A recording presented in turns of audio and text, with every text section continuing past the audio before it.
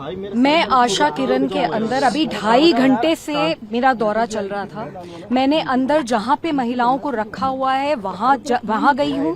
महिलाओं से मेरी मीटिंग हुई है, डॉक्टर से मेरी मीटिंग हुई है, स्टाफ से मेरी मीटिंग हुई है और जिन लड़कियों की मौतें हुई हैं उनकी सारी केस फाइल्स और मेडिकल फाइल्स को मैंने स्टडी करा है। मेरे मानने से ये सीधे सीधे एक क्रिमिनल नेग्लिजेंस का मामला है।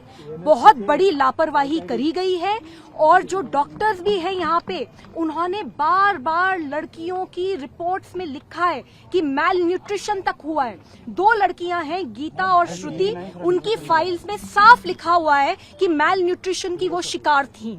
यहाँ तक कि जब डॉक्टर से बात करी गई है तो उन्होंने बताया है कि 30% लोग, जो 1000 लोग यहाँ रह रहे हैं उनमें से 30% के करीब लोग मैल न्यूट्रिशन के शिकार हैं। उनके BMI 18 से कम है।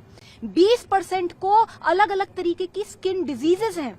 अंदर जब मैं गई, एक छोटे कमरे में 46 महिलाओं को रखा हुआ है, बिस्तर एक भी नहीं है और उनको नीचे बिना किसी गद्दे के सुलाया जाता है। हालात ये हैं कि अगर वो 46 लड़कियां लेट जाएं तो बिल्कुल एक के ऊपर एक सोएंगी तब जाके वो सो पाएंगी। ये हाल हो रखा है। उनमें से 2 लड़कियां जो मरी हैं, पुष्पा और गीता, दोनों लड़कियों को बेड सोर्स थे। उनकी जो फाइल पढ़ी है मैंने, उसमें साफ डॉक्टर ने लिखा हुआ है कि ये पर्सनल हाइजीन किसके नेग्लिजेंस से हो रहा है, क्यों ये नेग्लिजेंस हुई, बेड सोर्स होने का क्या मतलब है। ये हालात हो रखे हैं। इतनी गर्मी है अंदर, इंसान खड़ा नहीं हो पा रहा। जो एडमिनिस्ट्रेटिव ऑफिस है वहां पे AC लगा हुआ है, लेकिन जहां लड़कियों को रखा हुआ है और 200-300 लड़कियां यहाँ पे हैं, महिलाएं हैं यहाँ पे, उनके लिए एक भी AC नहीं लगा हुआ। लड़कियां खुद उनमें से जो बोल पा रही हैं वो बार बार मांग कर रही हैं कि कुछ ऐसा करवा दीजिए कि गर्मी बहुत ज्यादा हालात है।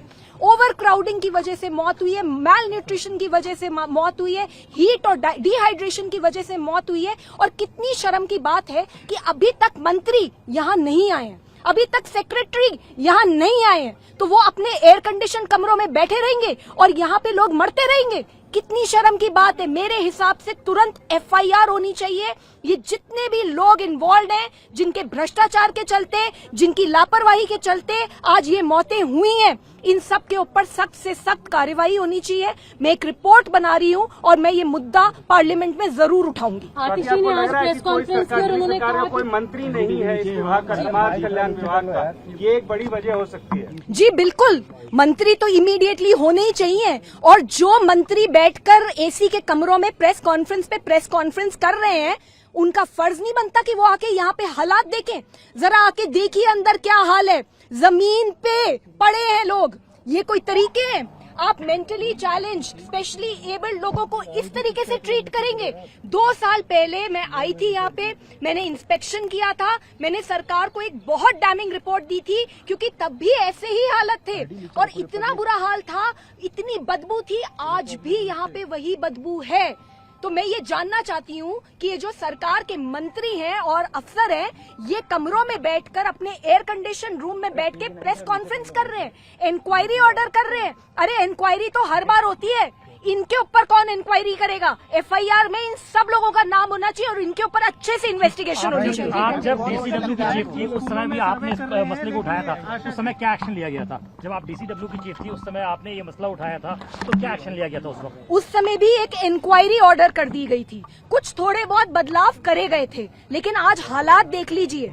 1000 लोग रहते हैं यहाँ पे और साइकियाट्रिस्ट एक है जो 3 दिन में, हफ्ते में 3 दिन के लिए आता है।